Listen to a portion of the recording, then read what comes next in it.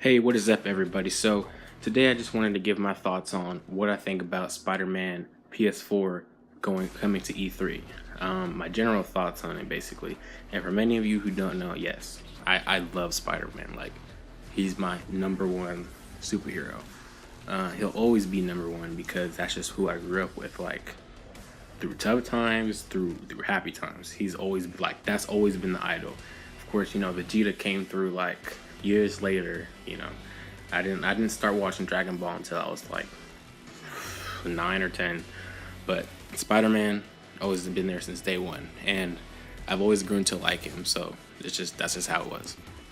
But one thing I do want to talk about is regarding gameplay.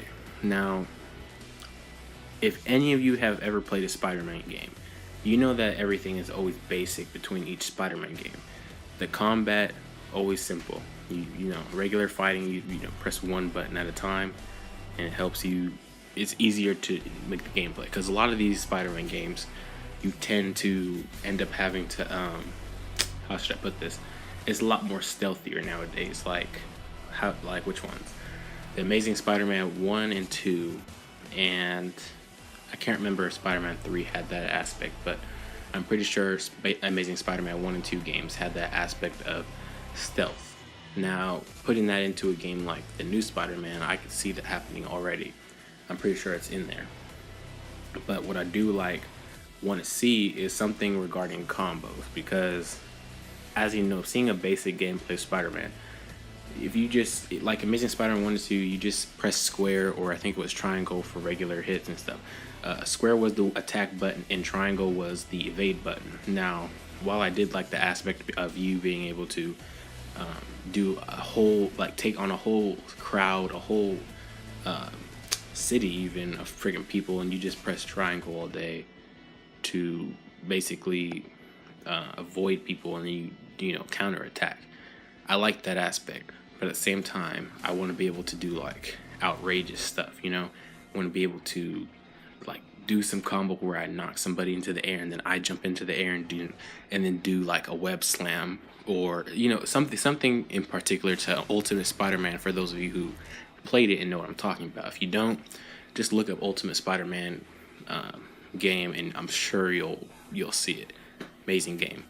But they have something like that where you press certain buttons and he'll hang a person onto a flagpole, or he'll hang a person or put a person on the wall and stuff like that. That's what I want to see, and I want to be able to do that manually and not when somebody's dazed or something like that. Trying to think what else.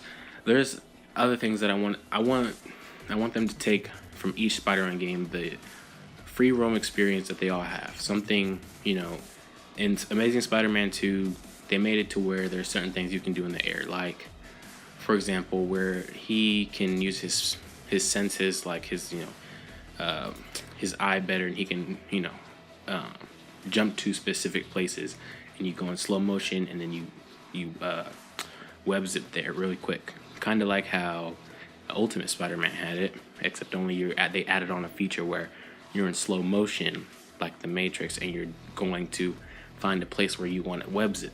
Now, if they were going to do something like that in the new game, I don't want it to be like generic and based off of Amazing Spider-Man or Ultimate Spider-Man. I want it to be something mixed in, because originality and the way it's been for a while. We haven't had a Spider-Man game in a long time, so I'm curious to see how much better they're going to be. This one's going to be compared to those, because usually for Spider-Man games there's always a sequel of sorts. So I'm not sure what they'll do for this one, because this looks like a Spider-Man of a mixture from the Sam Raimi and the Sony. Well, I was about to say Sony, the Amazing version. And they're taking some from the new Homecoming Spider-Man, which is very interesting actually, because the movie's not even out yet. So I don't know how they're going to try to incorporate stuff like that, but I'm pretty sure that they're going to be using villains that haven't been used in a while. So take a look back at regular Spider-Man 1, 2, and 3, and you'll probably know what I'm talking about, because those villains haven't been used in a video game for a while, and it'd be really interesting to see what they're gonna do. But those basically are my thoughts and what I'm hoping to see at E3. For combat wise, I don't want to see any story because basically for a game like this, because it's a single player game, unless they have some multiplayer mode for something new, that'd be something new, a multiplayer mode.